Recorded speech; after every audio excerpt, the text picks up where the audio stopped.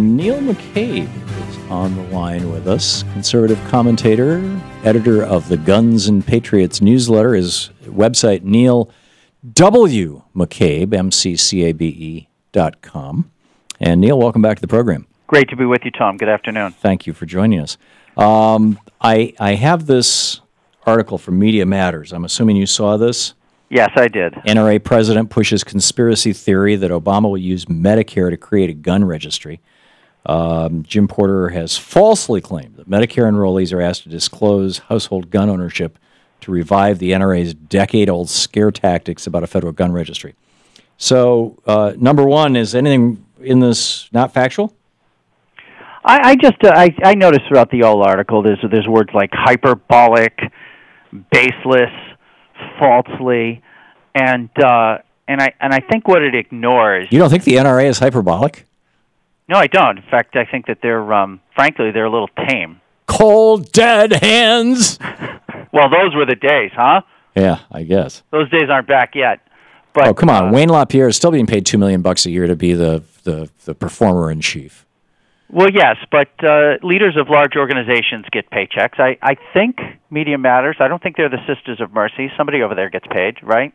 Yeah, I doubt they're making $2 million though. Well, I would have to see that. But I mean, David Brock, what do you think he pulls? $500,000? You know, I have no idea. I doubt it's. I would be astounded if it was even close to $500,000. He's making over $100,000 though. Who knows? Anyway, moving on. That's not the point. The point here is $2 million doesn't mean the point is that he's outing the NRA for lying to their members. No, Tom. You know, these registries. You know, it's got a lot of people concerned, and there are people who are for no good reason. There's no not only is there no federal gun registry, but the last law that they passed actually, it's in Obamacare, I think it is, that says that if you use this information for a gun registry and you are if you work for if you're a government employee and you use any of this information for a federal gun registry, you go to prison.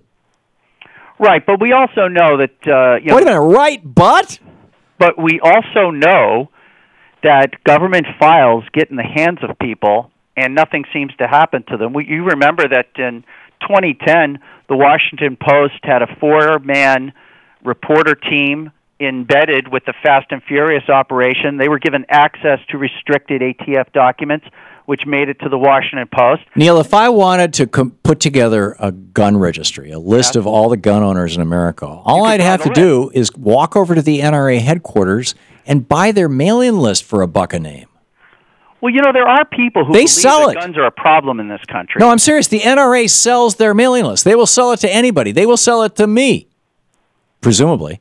I mean, I've never tried, but they make this. Most organizations sell their mailing lists. Yeah, and I think that what concerns people is when you have the government having a registry or a database. All the government has to do is buy the NRA's membership list. Well, I don't want them to do that. Well, tell them not to. There are people legitimately concerned that there are political forces and political organizations that are looking to get rid of guns and collect them up. And you see these buyback programs in cities. There was a huge program back in the 80s and 70s to ban handguns. I remember Harry Nielsen was leading it. I mean, so this isn't make-believe. There are people who really want to collect the guns and get them. The buyback programs are, your dad died and you inherited his gun. Do you really want it? I mean, but the majority of or maybe it's not the majority, but my understanding is that the majority of guns that are acquired during buyback programs are guns that are not owned by people who want to be gun owners. They're owned by people who have inherited them or have no longer have a need for them. They got it when they got out of the Army. They're motivated by the idea that guns are somehow a problem. That's why. Well, guns are a problem. Are they? Yeah. You've got 36 people a day in the United States dying from gun violence. You've got a couple of hundred kids have died since Newtown. Yeah, guns are a huge problem in the United States, Neil. Well, and when Australia did a gun buyback program, it stopped their mass shootings. Poison mushrooms are a problem. I mean, just because somebody's murdered. Poison mushrooms are illegal. You can't sell poison mushrooms. Well, you're not allowed to shoot and kill people either. That's against the law. But that's different from owning a gun. Where if you're talking, if you want to make that comparison, you have to make that comparison to eating poison mushrooms as opposed to buying or selling them. But here, let me take this a step further. Go ahead. I think not only that it's okay to have a gun registry, I think that's our salvation. I think that if we do not take cars away from people just because we have a car registry. We have every state has a car registry. You own a car, it's registered. The VIN number, the vehicle identification number, and your name are tied together in the database of that state.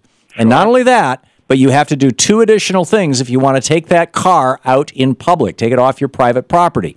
Yeah. Number one, you have to have liability insurance, and number two, you have to demonstrate to the state, to your fellow citizens functionally, that you are competent at using it. And I think these three things should be in place for guns, that people should have liability insurance at the very least.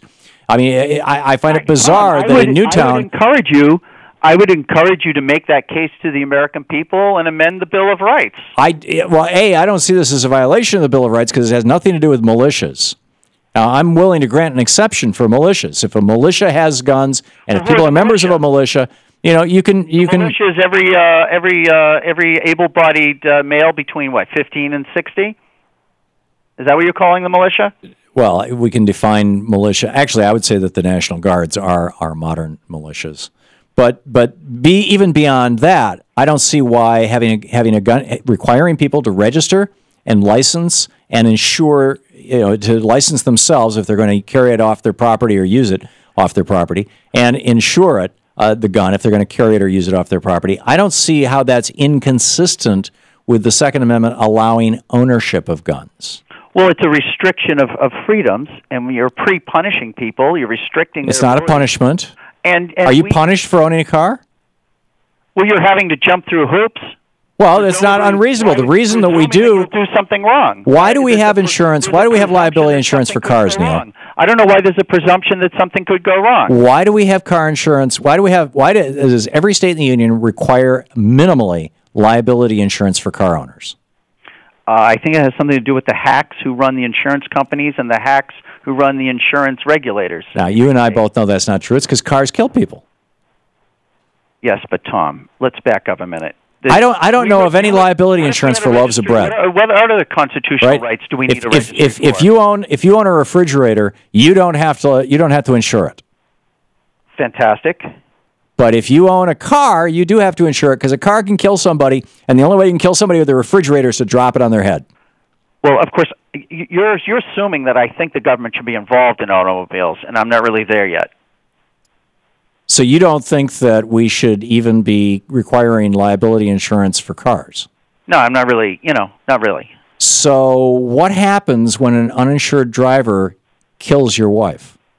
Well, I mean, there's a civil and there's a criminal process that is. But what if that driver is broke and drunk and not even a U.S. citizen? Presumably, you carried insurance, but this is but you decided to take that risk. Don't you find it bizarre, Neil, that if Adam Lanza had been driving an SUV and had killed 20 kids, walking out of a school bus, the Geico would be giving each one of them $1 million, but because he was carrying an AR-15 to kill them, the NRA is not paying them a penny? Well, the NRA isn't going to pay them a penny, and don't you find it? You understand, Tom, that if somebody at that school had been armed, that incident conceivably would have been over. Not true. What do you mean not true? Of course it's true. Oh, you look at there have been other shootings where there were armed people. That thing would have been shut There were down. two people who were armed at Gabby Gifford's shooting. There were armed people at come on, Neil. There have been multiple cases of school shootings where there were armed guards, and there's multiple. Yes, at Columbine where the police showed up and just waited for everyone to die. I mean that's Neil McCabe. Hang on just a second, Neil. This is the Thom Hartmann Program. Neil, it's always good having a rational conversation with you. NeilWMcCabe.com. Thank you, Neil. Great to be with you, Tom. Bye-bye.